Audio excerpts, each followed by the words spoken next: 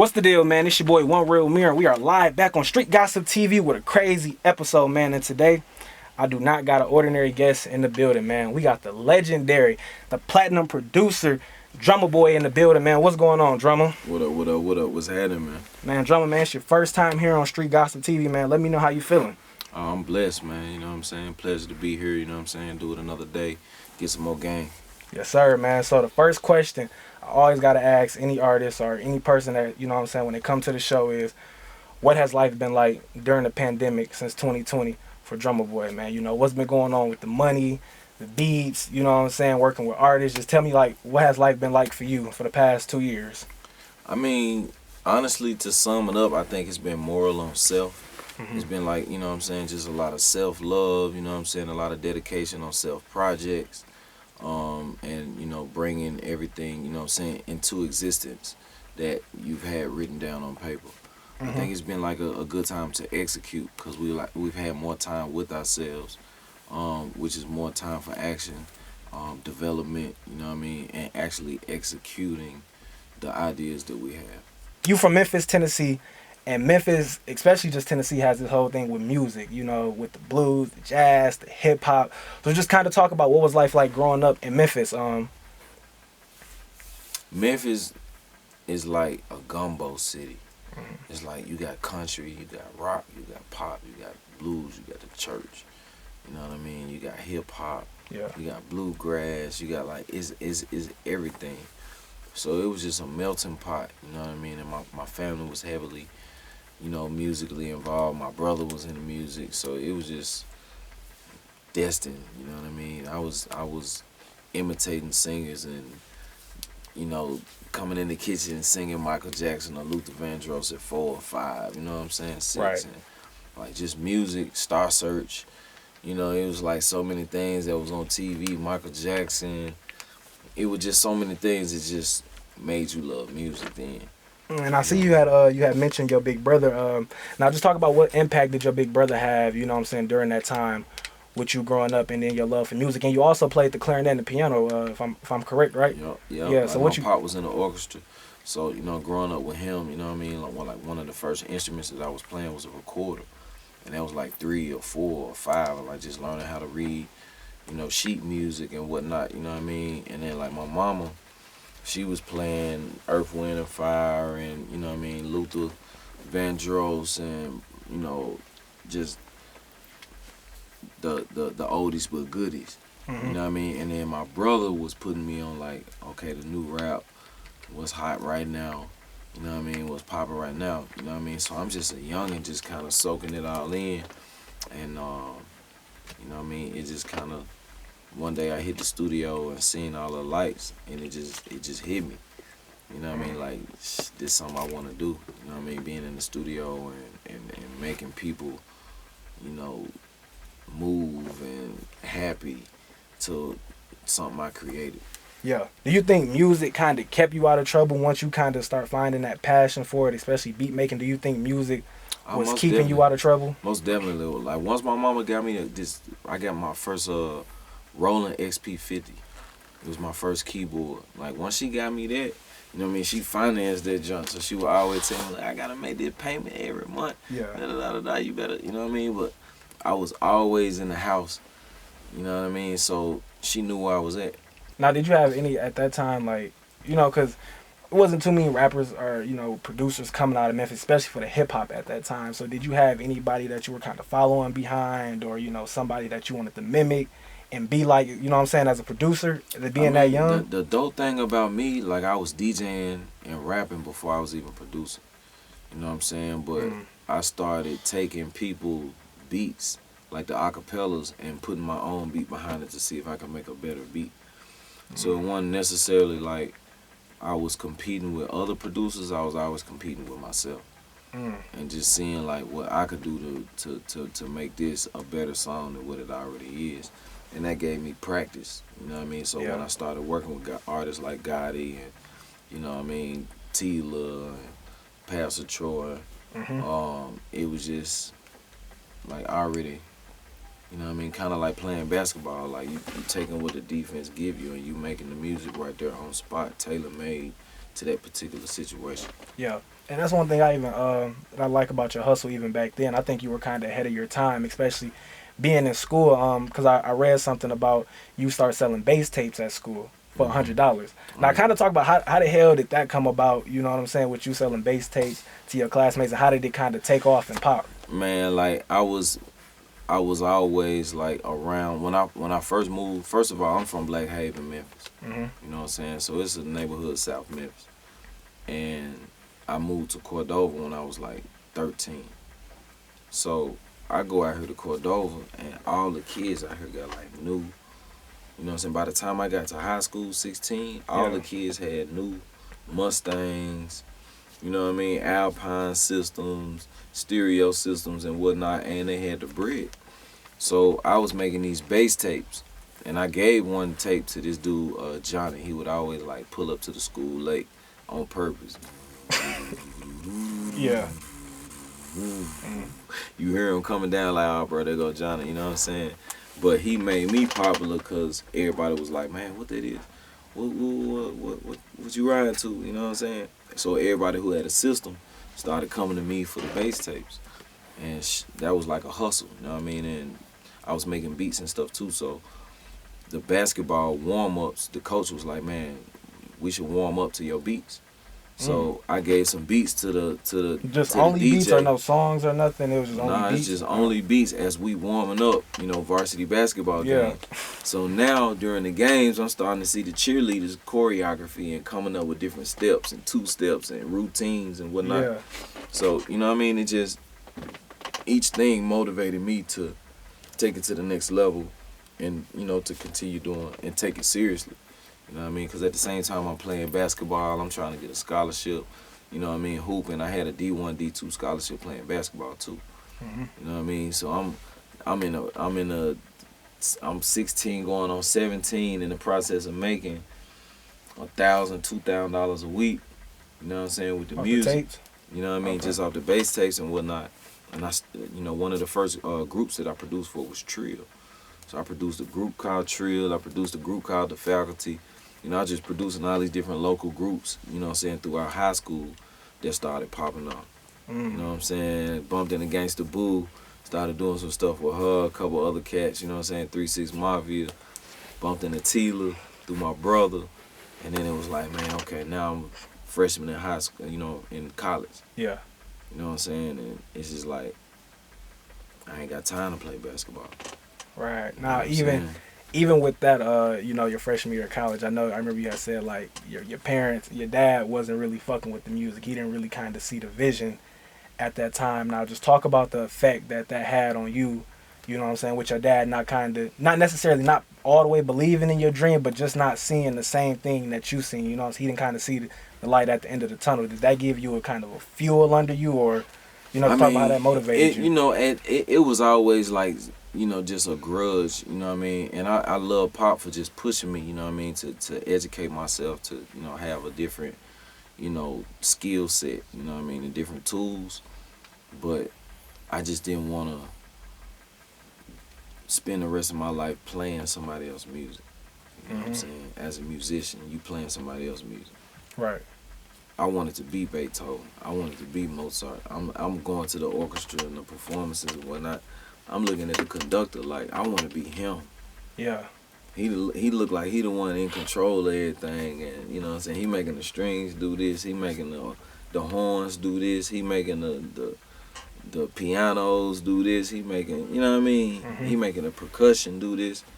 So, you know, I was like, once I started production, I just fell in love because I could control the drums, I can control the pianos, I can control the guitars, strings. I can create anything I want to. I'm a composer, you know what I mean, a producer, a songwriter, an artist, like just learning all aspects of the field. Yeah, so it was like, man, this my spaceship. Yeah. Now talk about when you actually got a first chance to link up with Gotti. I met Gotti because I had moved out to Cordova, so like this the north side of Memphis. Yeah. You know what I mean? So Raleigh right here, Bartlett right here, Bolton, Millington, you know what I mean, Somerville, and you know what I mean, Germantown, and all of these surrounding areas, kind of like Lithonia and Alpharetta and Spanish, you know what I mean, East Point, and, you know what I mean, like it's just so many different areas, you know what I mean. So, like hearing about Gotti, he was in Ridgecrest, you know what I'm saying, and I remember one of my homies, Trey Dot, hit me like, man, I'm telling you, bro, this is artist you need to fuck with, da da da da da. So I remember one day we drove over there, you know what I'm saying, to Ridgecrest, you know what I'm saying, and like, bro, like, you know, you just gotta be about what you about to even be over here. You know what I'm saying? And we bump into Gotti, you know what I mean? And he was like, oh man, you got them beats, little young, woo, straight up. Gotti like 3 years older than me. Right. You know what I mean? So I bump into Gotti, we exchange numbers, you know what I'm saying? And I give him a beat CD. So he called me back, and we would always go to the studio called Fat to Death. You know what I'm saying? R.I.P. Nick Scarfo, Private Posse. You know what I mean? But that was like one of the first studios where Gotti had, you know what I'm saying, paid me for some beats. You know what I mean? And it was a lot of beats. I did like pretty much, I did 4 beats. My boy Swizzo did 4 beats. And Insane Wayne did 4 beats on the Life album. So this one Gotti was under Inevitable Entertainment. I'm talking about like second album ever by Gotti. Yeah. You know what I mean? To start. And you and Gotti, man, y'all chemistry is fucking crazy. Let's talk about the record. That's what's up with you and Gotti, man. How the fuck did that record come about? And you know what I'm saying? Just talk about the process. And you know what I'm saying? How did you guys cook up in the studio? Because that record, you know, you can say that kind of helped pop you off, especially with, you know what I'm saying, moving outside of Memphis too. Would you say that? Yeah, like coming up in the streets, you know what I'm saying, coming out of Memphis, that was like one of the top records that just everybody through Tennessee, Mississippi, Alabama, and like just underground surrounding areas. That was on an album project called Back to the Basics. And it was just like, it was really the intro. You know what I mean? Kind of same as like Standing Ovation. Like I always had an anthem.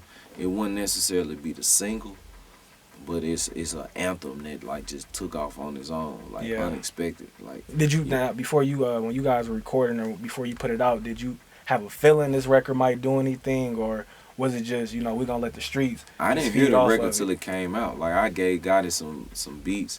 We took care of the business. Next thing you know, the project come out. Motherfucker crazy. You know what I'm saying? And it's like the streets just roaring, bro. Like everywhere you going, everybody was playing Back to the Basics. You know what I'm saying? And he had a lot of classics on that particular project. You know what I mean? And you know, Gotti just consistent with coming again, and you know, that particular record, like when I got to Atlanta, Jeezy was like, "Hey, bro, that shit you and Gotti on, that shit classic." Yeah. That shit classic, but that shit hard, like, you know what I mean? So it attracted a lot of the other guys that I've worked with today. Yeah, and just like you say, it attracted a lot of other guys you work with. Pastor Troy even reached out, you know what I'm saying? Man, Drumma, bring your ass to Atlanta and shit. Man, how did that make you feel, you know, having somebody like him, especially being in Atlanta, telling, you know what I'm saying, somebody from young nigga from Memphis, hey, I'm fucking with you, you know what I'm saying? Let's cook up, let's work. No, Pastor Troy, the OG. Like, Pastor reached out. I had did some beats for some guys in Chicago. I did some beats for some guys in North Carolina. I did some more beats for some guys in Florida. He ended up rapping on each one of the beats. So it was like just crazy because every city I, you know what I'm saying, we're going to, he bumping into the same guys, but I ain't never met him. He ended up rapping on my beats, but I ain't never met him. You know what I mean? So he done rapped on 3 of my beats. I ain't never met him. He get my number from one of the guys like, man, listen, man, if I rap on another one of your beats, man, you gotta come to Atlanta. He was like, he rapping up the SGB album. So I pull up to Atlanta. I had just got through working with A-Ball and MJG. I did a song for them called Give Me That Grey Goose and Put That Yak Back. You know what I'm saying? So it was an anthem that we did for Grey Goose. And I pull up on Troy. He had 8 bands for me. He was like, man, I got 2 beats. I need 2 beats, 4 bands a piece. You know what I'm saying? And the rest is history, man. Off in this game, pop that pussy. How much were you actually charging for beats back then? Was $2,500. That like 20? So he actually showed love, you know what I'm saying, on that motherfucker. Talk about the 2 songs that you had produced on the DSGB album and shit for Pastor Troy. Like, what was that process like in the studio? And you know what I'm saying, just I cooked them beats up out of Motel 6. Shit.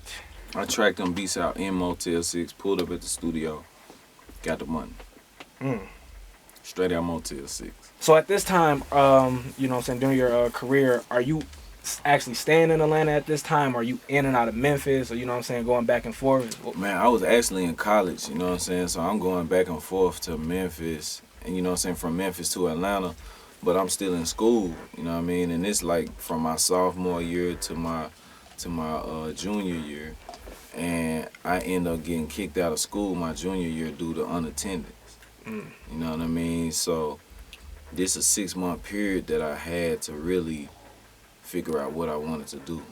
Yeah. You know what I mean? And I had to That's What's Up. I had to pass Detroit off in this game. It was going crazy. Pop That Pussy was going crazy in the strip clubs.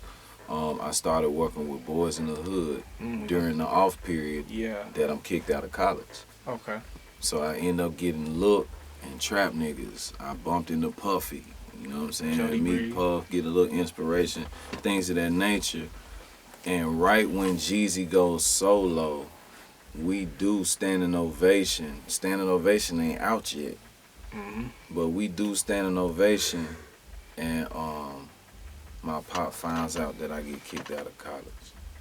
You know what I mean? What he say about that? So now he goddamn furious. Da da da da da. He called me like, "Where you at?" I'm in Atlanta, so he was like, "Man, I need you to pull up." Da da da da. I drove all the way back to Memphis. I met with him at my mom's crib. You know what I'm saying? And we sat down at the table, and he was just like, "Man, you know what I mean? You big bad wolf. You doing this? You know what I mean?" Because he didn't understand what I was doing with my time. You know what I mean? And I told him I'm making beats. Like I'm Drumma boy. Like I got this song out. I got this song out. I got this. I got this. I got that. And he was just like, "Man, you ain't gonna." He basically was like, "You ain't gonna be shit. You ain't gonna be successful doing that. You know what I mean? You need to get back in school." I'm like, "I'm kicked out.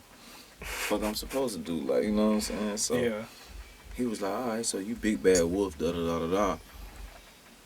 I need you to show me 100,000 in your bank account in a year, or you going back to school, and I'm gonna beat your ass."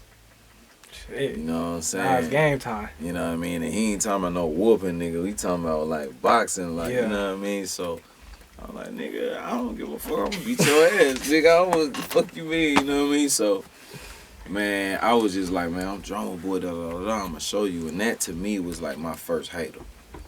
Did your mom say anything, or Nah, was my it mama just... wasn't even there. Oh, She okay. wasn't even home. Like, you know what I'm saying? I had got there like 4 o'clock. She was at work. You know what I'm saying? My mom and dad divorced when they had me, so they're cordial.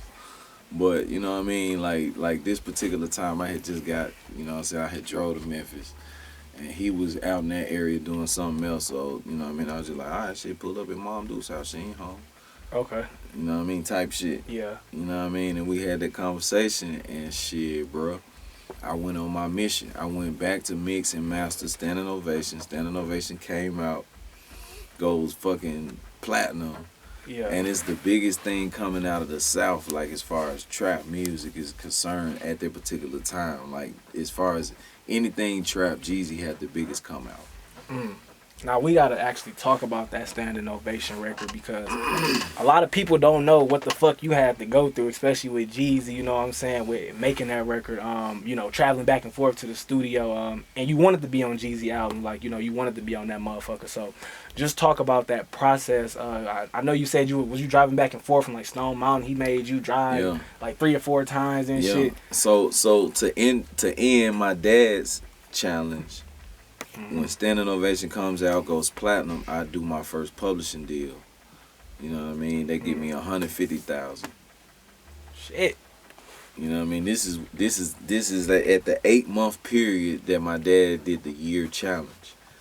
So I got 150 in the bank. You know what I'm saying? I go pull up on Pop with that bank statement, like, "Yeah, what you was saying, my nigga?" What, you know what I'm saying? Yeah. And it just feel good. Like we've been best friends ever since that moment. You know what I mean? Like, you know, as a father, I can understand his perspective, and to just, you know, as a son, be able to accept the challenge and to stand on that, you know what I mean? And to show him, like we good. I can stand on business for real. You know what I mean? And from that point, you know, like I said, we've been best friends ever since. Now, what did you actually do with your first rap check that you had? You know, you got over $100,000 in your account. You still kind of a kid at this time. That's a lot of fucking money. Do you have a lot of bills at this time you paying, or is it just kind of minor little things? I mean, yeah, it's you know, a lot of speeding tickets back and forth. You know what I mean? Yeah. From, you know, going, like we call it the pipeline, going up Highway 78 at the time to I-20. You know, now it's I-22. But you know, outside of that, equipment, food, I got my spot. I got a crib in Stone Mountain. Okay, so So now you was talking about the trips back and forth with Jeezy. So, you know, the Stone Mountain crib I got off of my publishing check. You know what I mean? And was like, man, let me put this down. I had moved to Atlanta with $1,000. You know what I mean? And then do a pub deal like the first month that I'm in the crib. You know what I mean? So it was just a perfect opportunity for me to, you know, buy some equipment, get a computer. I was always going to the studio to have to dump beats. Because at this time, we was dumping beats analog. We wasn't dumping, exporting beats and whatnot, FL Gang and, you know what I mean? Yeah. I don't think FL Gang was even around like 2001 or 2002. You know what I'm saying? So we was dropping beats through Pro Tools. You know what I mean? And like I was like, man, I'm going to invest in a computer. And just, you know what I'm saying, like, be able to dump my beats and not have to go to the studio. So I got the crib in Stone Mountain, and I remember bumping into Jeezy. You know, he was like, man, I'm doing my solo project, man, I need something. So he actually called me. I remember being in the crib, and I was on the game. I was on the Xbox. I look at my phone, I got like 15 missed calls from Jeezy. Okay. You know what I'm saying? Yeah. I got another 15 missed calls from Coach K. I'm like, man, what the fuck? Put the controller down. Like, man, what's going on? I don't know who to call first. You know what I'm saying? Yeah. Do I call Coach K first or do I call Jeezy first? So I called Coach K first. Coach K was like, man, hey, Jeezy got this beat he did of yours, man. Bro, that shit's so motherfucking hard, man. Where you at? We need you to come to the studio. So I was like, all right, bet. Let me call Jeezy. So I called Jeezy. He was like, hey, nigga. Man, where you been at, nigga? You sound just like that nigga. You know what I'm saying? That nigga goddamn played the beat. He was like, man, I kept asking him, what beat is it? What beat is it? What beat is it, man? So he played the beat. And I sold that shit. Damn. The beat he played me, I had already sold to somebody else like 3 months prior. You know what I mean? So my stomach sinks, nigga. I'm like, what the fuck? So I'm like, what the fuck? I had to tell this nigga straight up, bro. That shit gone. Huh? What? Who you sell it to? You know what I'm saying? Who got it? Buy it back? Who got it? Yeah, Who got it? Did he want to I'll pay him double. I'll pay him triple. Fuck that. I give you 10 times that. I give you 100. That nigga said, bro, I give you 100,000. Gotta go get that motherfucker. You know what I'm saying? Jeezy like, nigga, I give you 100,000. But I'm like, bro, this is why Jeezy fuck with me. To be straight up, because he was like, nigga, how you stood on that shit, bro? Because I told Jeezy, I said, bro, I don't imagine selling a motherfucking pack of dope and that shit, goddamn it, you know what I'm saying, 3 months later, you trying to get that pack of dope back. You know what I mean? Don't work. That shit dust. Imagine trying to get 16 bricks, 16 pounds. You know what I mean? 3 months later, that shit dust. So I had to put it into his perspective like that. So he was like, and what's even crazier is that prior to this situation, I had been telling Jeezy every time I see him at this video shoot, hey nigga, give me some acapellas. Hey nigga, give me some acapellas. Hey nigga, give me some acapellas, because that's how I started making beats. Yeah. You know what I mean? So I had been telling the nigga, like, give me some acapellas so I can cook up some shit. Now come the time he have to give me acapella. He still went to another producer. Gave a couple other producers a shot to see what they was gonna come up with. I said, man, Drum, I'm gonna give you these acapellas, but you gotta pull up the patchwork. I'm in Stone Mountain. Alright, bet. 45-minute trip. You know what I mean? I got probably about, you know what I'm saying, $100 to my name. I just did the deal, pub deal, but I ain't got my check yet. You know what I'm saying? So it's like, shh. Ooh. You know what I mean? Pull up the patchwork. Get the acapellas. Go back to Stone Mountain, cook up the first version, take it back to Patchwork, play it for him. That ain't it, drum. Da, da, da, da. Go back to Stone Mountain, go back to Patchwork, number 2 version, play it for him. That's a little closer, drum. I'm like, fuck that shit. It's 4:15 in the morning. This nigga got to turn in his album the next day. I'm like, shit, bro. So I got them pop in, what was the name of the mixtape out?